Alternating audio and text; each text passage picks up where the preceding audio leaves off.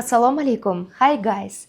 Agar men o'rgatadigan mashqlarni bugundan boshlasangiz, 3-4 kun ichida birinchi natijalarni ko'ra boshlaysiz. Bir oydan so'ng esa nutqingiz boshqalarni hayratda qoldirishni boshlaydi. Shu sabab ham oldingizda yon daftaringiz bo'lsin. Kerakli joylarni albatta yozib oling. Chiroyli, ishonchli va aniq ovozga ega bo'lishingiz uchun bir oy davomida 5 daqiqadan ushbu 4 ta mashqni qilib borishingiz kerak.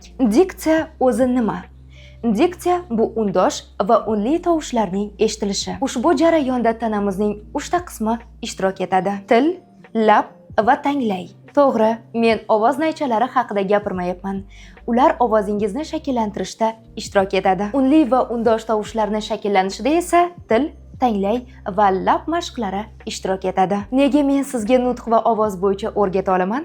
Chunki men G'ulomova Mehruza 8 yillik tajribaga ega dublyaj aktrisasi va nutq bo'yicha murabbiyman. Dublyaj va nutq bo'yicha Magic ovoz loyihasi asoschisiman. Men ovozimni aniq eshitgansiz. Masalan, Agar bu yer rostdan ham Kanada bo'lsa va shunday qobiliyatga ega bo'lsangiz, men bir qarorga keldim. Qanday qarorga? Men roziman. Nimaga rozisiz? Nimaga ham bo'lardi sizga turmushga chiqishga? Siz rostdan ham iblis ekansiz. Qancha vaqt hushsiz yotdim? 15 yil. 15 yil? Laqma bo'lma. Bir necha soat uxlading. Nonushtaga takolar. 8 yildan buyon ovoz va nutq bo'yicha ishlab, men shuni tushundimki, inson ovozi va nutqini ishlashida unga yordam beradigan va xalal beradigan narsa bu faqat uning o'zi. Siz ushbu videoni ko'rayotgan ekansiz, demak o'zingiz uchun, ovozingizni shakllantirish uchun energiya, kuch, vaqt, qiziqish sarflayapsiz va eng to'g'ri qarorni qabul qilyapsiz. Bugun sizga o'rgatadigan 5 ta mashqim uchun hech qanday narsa shart emas. Shunchaki diqqat va e'tibor qaratishingiz kerak xolos. Demak, boshladik. Birinchi mashqimiz og'zimizni yopgan holda istalgan matnni o'qiymiz. Faqat o'qiyotganingizda ahamiyatli bo'ling. O'qiyotgan matningiz aniq eshitilishi kerak. Demak, boshladik. Birinchi mashqimiz og'zimizni yopgan holda istalgan matnni o'qishimiz kerak. Yugurib bordim, qo'lim yo'q.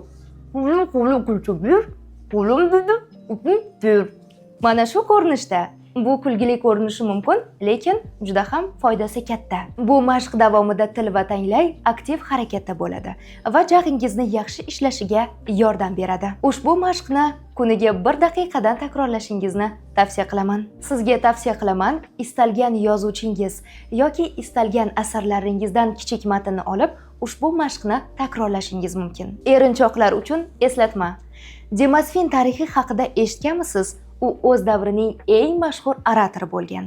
U og'ziga kichik toshlarni solib, kun davomida nutqi ustida mashqlar qilib borgan va albatta nutqini yaxshilagan. Ikkinchi mashqimiz mijg'ov mashqi. Ushbu mashqda lablarimiz erkin holatda turishi kerak. Ushbu mashq labingiz mushaklarini qizitib olish uchun juda ham zarur. Aniq bilaman, hayotingiz davomida mijg'ov insonlarni ko'p uchratgansiz.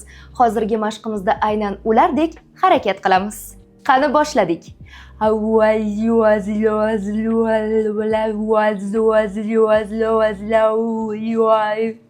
Juda soz, bu kulgili ko'rinishi mumkin, lekin juda ham foydali mashq. Davom etamiz.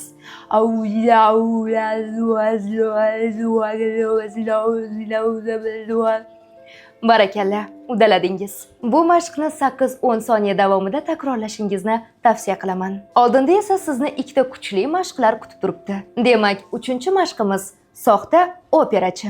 Bu ham labimizni aktiv ishlashi uchun kerakli mashq hisoblanadi. E, O, U harflarini quyidagi ko'rsatganimdek takrorlaymiz. Xo'sh, boshladik. E, O, I.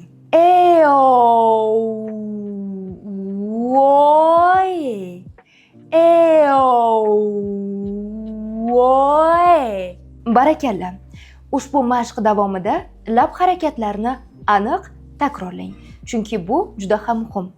Qani, yana bir marta takrorlaymiz. Men bilan birgalikda takrorlang.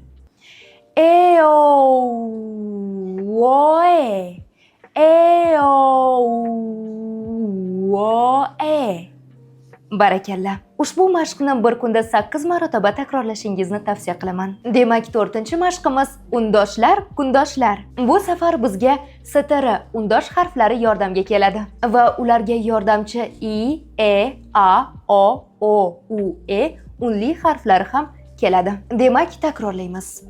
Stri, stre, stra, stro, stro, stru, stri. Stri, stre, stra, stro, stro, stru, stri.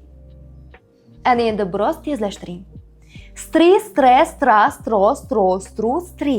Barakalla. Ushbu mashqni bir kunda 1 daqiqa davomida takrorlashingizni tavsiya qilaman. Str undosh harflari o'rniga istalgan undosh harflarni qo'shishingiz mumkin. Boshlanishida biroz sekin va tezroq, ammo aniq aytishga harakat qiling. Va oxirgi 5-mashqimiz esa tez aytish. Tez aytishlarni internet tarmoqlaridan istagancha topishingiz mumkin. Hozir esa sizga Tursunboy tog'aning traktori bilan bog'liq bir tez aytishni ko'rsataman. Tez aytishni quyidagi texnika orqali aytish mumkin. Cho'zib, o'rtacha va tez. Masalan, Tianshan tog'ining tagida Tursunboy tog'aning traktori tirillab turibdi. Bu sekin holati. Ana endi biroz tezlashtiramiz. Tianshan tog'ining tagida Tursunboy tog'aning traktori tirillab turibdi. Ana endi tezroq aytishga harakat qiling. Tianshan tog'ining tagida Tursunboy tog'aning traktori tirillab turibdi. Bir nafasda esa 5 va undan ko'p marotaba aytishga harakat qiling. Tianshan tog'ining tagida Tursunboy tog'aning traktori tirillab turibdi. Tianshan tog'ining tagida Tursunboy tog'ining traktori tirillab turibdi. Tianshan tog'ining tagida Tursunboy tog'ining traktori tirillab turibdi. Siz ham kun davomida 4 daqiqadan ushbu mashqni takrorlab boring va bir nafasda 4-5 marotabagacha oshirishingiz mumkin. Sizda necha marotaba chiqqan bo'lsa, izohlarda yozib qoldiring. Boshlang'ich etapda chiroyli nutq va aniq diksiyaga ega bo'lishingiz uchun ushbu mashqlar yetarli deb o'ylayman. Ammo agarda siz omma oldida kamera qarshisida hayajonlanib qolsangiz, suhbatdan so'ng uyga qaytib, mana shu gapni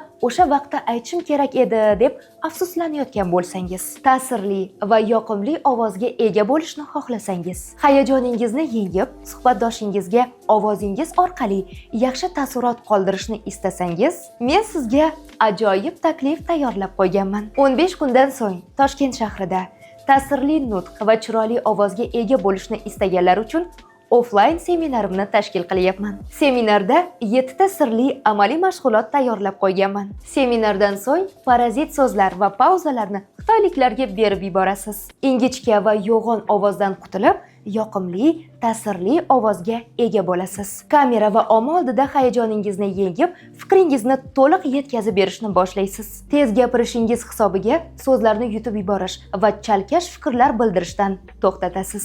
Hoziroq ushbu seminarga yozilish va albatta qatnashishingiz uchun rad etolmaydigan 5 ta sababni ko'rsataman. Birinchi sabab, ushbu seminar 1 yilda 1 marotaba bo'lib o'tadi. Ya'ni bundan oldingi seminar 1 yil oldin tashkil etilgan edi.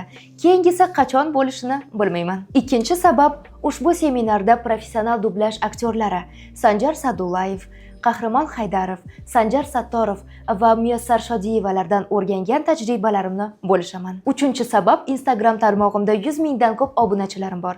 Agar Instagramda e'lon qilsam, joylar qolmasligi mumkin. Ammo hozir ro'yxatdan o'tganlarning joyi esa naqd bo'ladi. Va to'rtinchi sabab, mana shu video orqali seminarga yoziladigan bo'lsangiz, sizga kuniga 5 daqiqa va chiroyli ovoz deb nomlangan onlayn darsligimni sovg'a qilaman. Va 5-sabab, seminarga eng optimal narxlarda qatnashishingiz mumkin. Ya'ni asl narxidan anchagina arzonroq narxga yozilishingiz mumkin. Seminarga ro'yxatdan o'tish uchun opisaniyada link qoldirganman.